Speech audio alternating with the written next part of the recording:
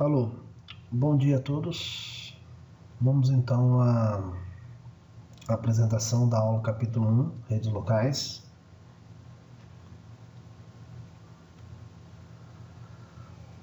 Bom, uma rede, né, ele é um conjunto de duas ou mais máquinas que estão conectadas entre si de alguma maneira e compartilham recursos, né? Esses recursos podem ser recursos de hardware ou recursos de software. Então, nessa figura, nós temos um exemplo de uma rede local. Os equipamentos estão próximos entre si, ok? Então, você tem, né, vários equipamentos, tanto dispositivos de rede como equipamentos de usuário final estão próximos fisicamente entre si. Então, isso é considerado uma rede local. Uma outra classificação que nós temos também é chamado redes de longa distância, né, conhecida como WAN. Tá certo? São redes onde os dispositivos estão distantes entre si. Nessa figura, né, um exemplo de uma comunicação entre matriz e filial, por exemplo, né?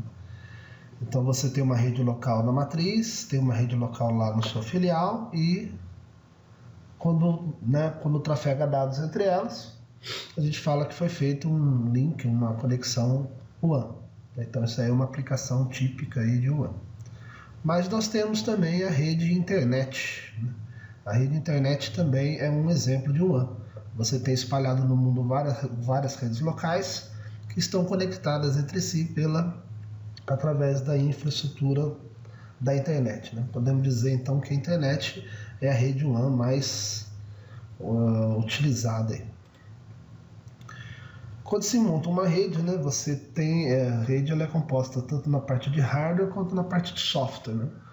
Hardware, você tem os dispositivos de rede, né, hub, switches e tal, e na parte de software vem a parte de configuração, a parte de banco de dados, né? Você pode compartilhar pastas, você pode compartilhar algum aplicativo. Então toda a rede vai ter sempre uma parte de hardware e sempre uma parte de software, né? O ideal é que todo mundo tivesse grandes conhecimentos nessas duas áreas. O que a gente vê aí é que existem pessoas que são focadas na parte de hardware e pessoas que são focadas na parte de software. Grandes empresas até permitem esses tipos de profissionais. Empresas menores nem tanto, né? Você é obrigado a conhecer tanto de hardware quanto de software. Bom, vamos pegar um exemplo mais simples que tem aí, né? Você quer conectar duas máquinas. Então, a menor rede que existe é quando você coloca duas máquinas para conversar. O que é necessário, né, para a gente conseguir com que duas máquinas conversem, né? Ou monte uma rede com duas máquinas. É lógico que para entrar na rede, a máquina tem que ter, né, uma interface, uma placa de rede. Sem a placa de rede, você não consegue entrar numa rede. Há 10 anos atrás, 15 anos atrás, era normal você comprar um equipamento que não vinha placa de rede. Mas hoje em dia, todo equipamento que você compra acaba vindo uma placa de rede. Então aqui você tem uma foto, né, onde está mostrando os dois conectores aqui de rede. Então essa é uma placa-mãe, né, com dois conectores de rede. E aqui um detalhe da placa-mãe, né, com o chipset que controla a tal placa de rede. Então esses modelos são chamados modelos on-board, né, esses modelos mais encontrados aí no mercado, onde você compra o micro, ele já vem incorporado na placa-mãe as funções de rede.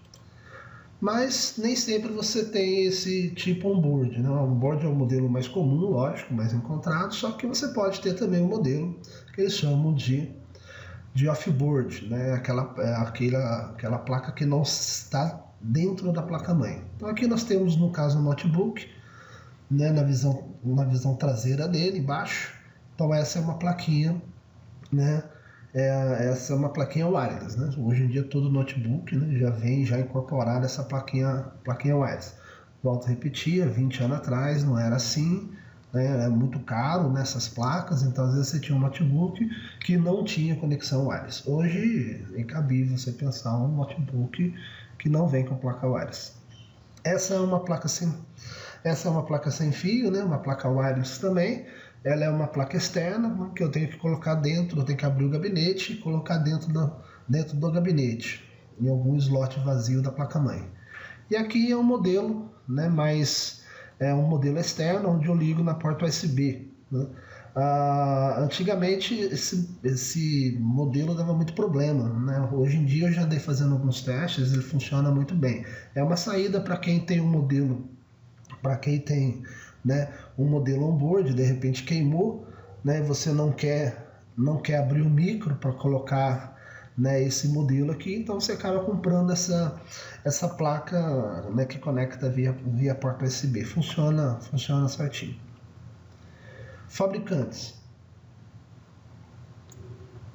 Bom, deixo claro aqui, né, que não trabalho para nenhum tipo de fabricante. Eu coloquei aqui alguns fabricantes mais conhecidos aqui no Brasil, mas é claro que nós temos duas classes de fabricantes. Nós temos o de uso doméstico, né, fabricantes que geram equipamentos de uso doméstico, e fabricantes que têm equipamentos de um uso mais profissional.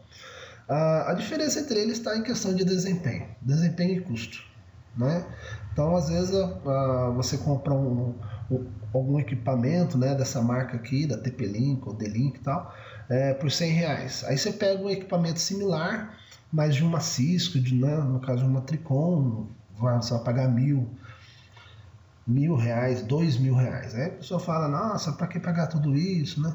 É que tudo depende de onde você vai usar, né? Se você vai usar o equipamento num ambiente que tem muitas conexões, que o tráfego, né, de dados é muito intenso, ao comprar esses equipamentos domésticos mais barato, você corre o risco dele não dar desempenho na sua rede. A sua rede começa a travar, né, não acha o ar, eles não conseguem conectar. Aí quando vê o equipamento fica dando reset direto. Então assim, ele não foi preparado para um ambiente, né, de muitas conexões e de muito tráfego. Então nesse caso eu tenho que pegar um modelo já um modelo profissional, apesar de ser mais caro, mas é a saída que eu tenho.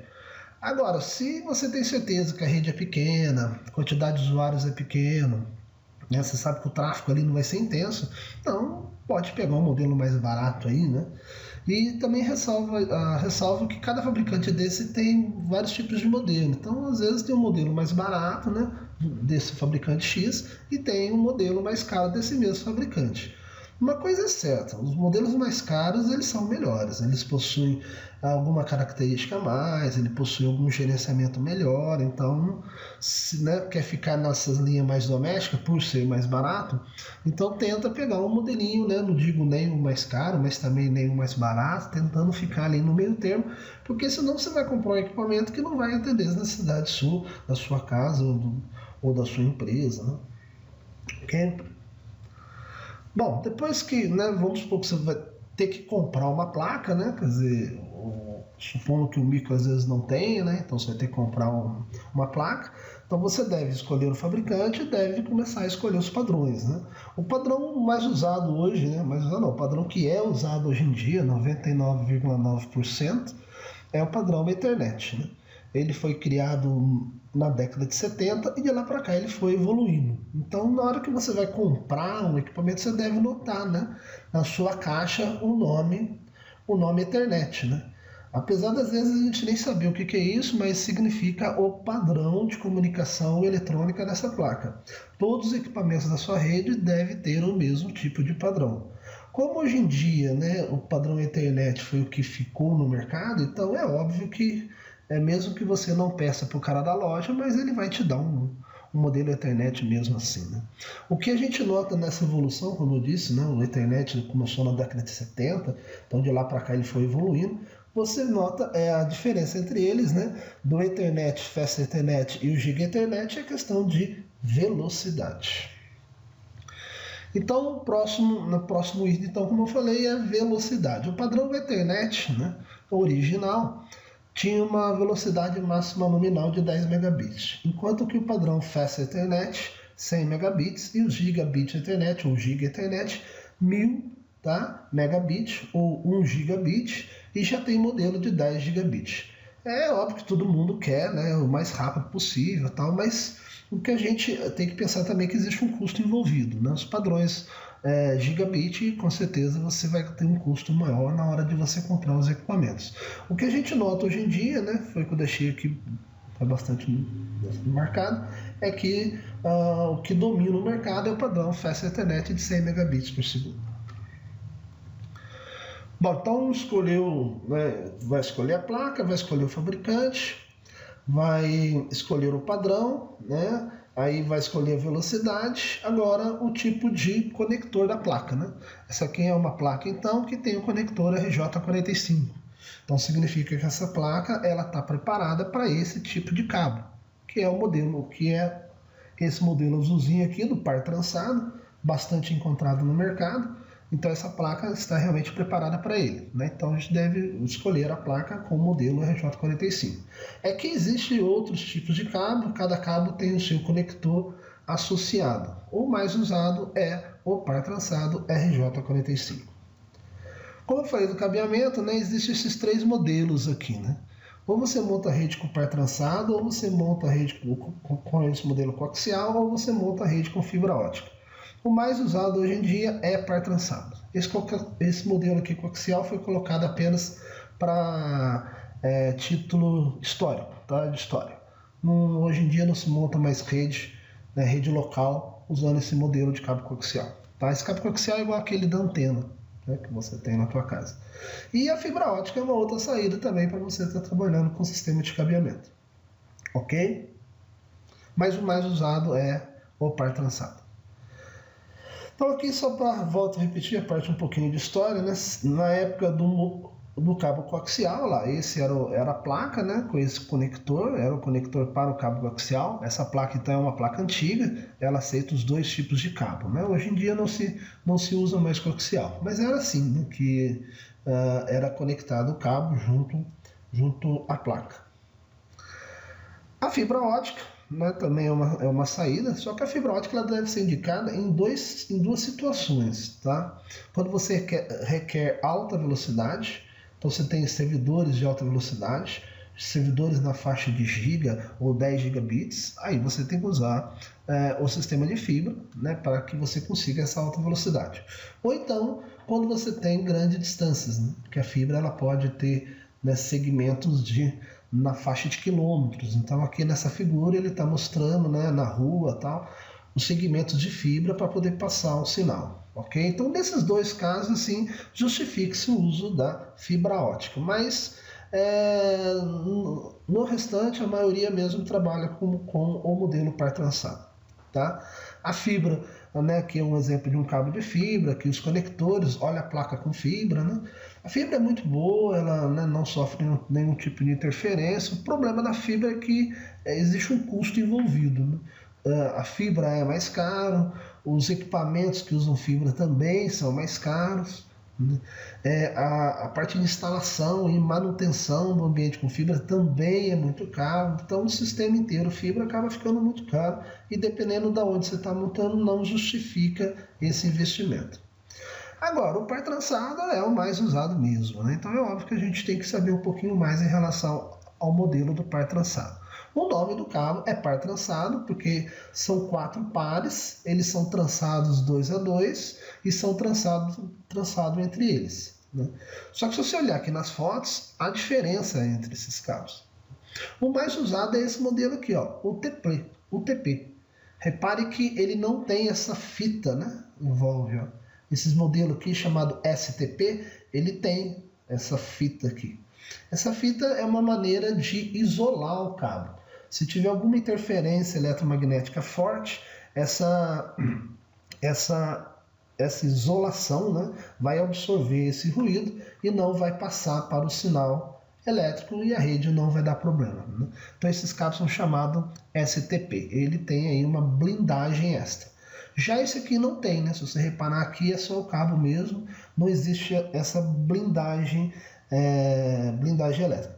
Apesar de visualmente falando parece então que esse cabo é ruim, ele é o mais usado porque os ambientes que a gente trabalha, né, a gente tenta, a maioria dos ambientes são estilo escritório, farmácia, tal, né, lojinhas, então a gente não tem esse ambiente tão ruidoso. Agora, o problema é quando você vai passar o cabo atrás de um motor, atrás de algum reator, de transformador, tipo chão de fábrica de uma empresa. Então aí é óbvio que ali eu tenho que tomar, né, uns cuidados maiores em relação ao ruído, senão a nossa rede não vai funcionar de maneira correta. Mas a maioria das nossas instalações comerciais utiliza realmente o cabo UTP. Tá? Além da gente saber se vai ser UTP ou STP, eu tenho que falar que categoria de cabo que é. E essa categoria tem a ver com a velocidade. O 100 megabits, como eu falei, que é o mais utilizado, utiliza a categoria 5E. Tá? Mas hoje em dia eu já tenho cabos de categoria 6 ou categoria 7. Então, esses cabos são cabos melhores, são cabos mais rígidos, cabos mais grossos, mais caros, mas consequentemente eles suportam uma velocidade maior. Esse par trançado, né, ele suporta até 1 GB. Tá? Então, se você quer montar uma rede 1 GB, você até dá para montar com o par trançado. Não precisa usar fibra no caso de 1 GB. Só que tem que usar cabo de categoria 6 ou 7, os conectores são conectores blindados, tem que ser muito bem feito. Né? Então, assim, realmente, se você quer usar o par trançado, porque é o mais barato, né, e quer ter a rede de 1 GB, tem que tomar muito cuidado na hora de se montar. Tá? Mas o 100 megabits funciona categoria 5E tranquilamente. Tal. Antigamente tinha o categoria 3, que era para 10 megabits, mas hoje em dia não se acha mais. Aqui os conectores, né?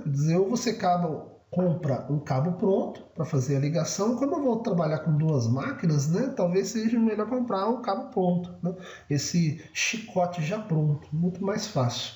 Ou então eu compro o cabo, compro o conector, né?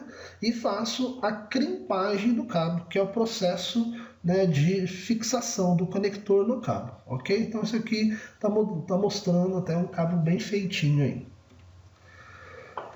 Bom, além desse conector macho, né, que é usado no cabo, a gente fala RJ45 macho, existe também a versão fêmea dele, tá? Que é para ser colocada na tomada. Então, caso você for, né, fazer uma instalação na parede, então, né, passando o cabo pela parede e tal, é fundamental que a sua parede então tenha uma tomada, né, RJ45. Você deve evitar, né, como está nessa figura do lado esquerdo, você deve evitar essa solução, né, de passar o cabo direto sem a tomada. Isso não é recomendado, é fora do padrão, tá? Isso não é uma coisa correta de se fazer, né? O certo seria colocar uma tomada ali mesmo, tá? O problema é o custo, né? Essa tomada acaba ficando bem mais cara, mas posso garantir para vocês que é a melhor solução, tá? Em termos de manutenção, você ter sempre a tomada. Evitar de sair o cabo direto da tomada, da parede, né? Bom, então escolheu o cabo, conector, velocidade, né, padrão de placa. Aí isso é hardware, né? Só que eu falei que a rede também tem software, então eu tenho que colocar os endereços nas minhas máquinas, né? Sem esse endereço, as máquinas não vão conseguir conversar mesmo, tá certo? Então a rede, né, para que possa comunicar, ela tem que seguir um protocolo, né? Sem protocolo a rede não funciona. O que vem a ser esse protocolo? O protocolo é um conjunto de regras, né, que, se seguidas, vai garantir para mim que as máquinas vão conseguir conversar. Tá? O protocolo mais usado hoje em dia é esse protocolo aqui do TCP/IP. Né? Há 20 anos atrás você tinha ainda uns 3 protocolos, NetBEUI e tal, por aí. Mas hoje em dia, como todo mundo quer acessar a internet, então todo mundo tem que falar na linguagem da internet. Então esse protocolo TCP/IP ele foi criado no começo da década de 70 para ser usado na rede internet. Hoje, se você tem uma máquina que quer usar a internet, então obviamente a sua máquina tem que conversar, né, nos padrões do TCP/IP. E, de acordo com esse TCP/IP, ele tem um monte de regras, né? Uma delas, das mais importantes, diz o seguinte, que cada máquina da rede tem que ter um endereço, tem que ter um número, né? E esse número é chamado de endereço IP, ou de endereço lógico, né? É como se estivesse na sua rua, né, gente? Quer dizer, cada casa, né, tem que ter seu número. Então, para a carta chegar, né, ou alguma correspondência chegar na sua casa, obviamente tem que ter cidade, tem que ter bairro, tem que ter número da rua, né, número da tua casa, quer dizer, tem que estar tudo bem endereçado, senão não vai conseguir chegar, né? E na rede de computador também é assim, tem que ter os endereços, senão os dados não vão conseguir chegar, tá? Outra coisa que o protocolo fala também é que esse endereço que a máquina tem, ela tem que ser único e exclusivo dentro da rede. Ou seja, eu não posso ter na minha rede duas máquinas com o mesmo número, né? Isso não pode acontecer e o sistema não permite que isso ocorra, tá? Esse endereço IP, né, na sua versão 4, porque existem outras versões, a versão 4 é a mais usada hoje em dia. Ele é um número constituído de 32 bits, tá? A sua representação, né, é mais fácil para o ser humano, ninguém vai ficar falando qual que é o seu endereço IP. É 01101, ninguém vai ficar falando em bits, né? Então criaram um padrão, tá, onde o número é dado, é escrito, né, de maneira decimal, separado por ponto. Então esse endereço IP ele é dividido em 4 grupos de 8 bits, separados por ponto. E cada grupo desse, né, representa um número decimal. Então está aqui o exemplo, né? Então o número IP de uma máquina 01, né? Então ninguém vai falar a sequência de 32 bits em binário, tudo bem? O que eles fizeram? Pega o número binário, divide em 4 partes, né, de 8 bits cada uma, e aí esse número binário é transformado em decimal.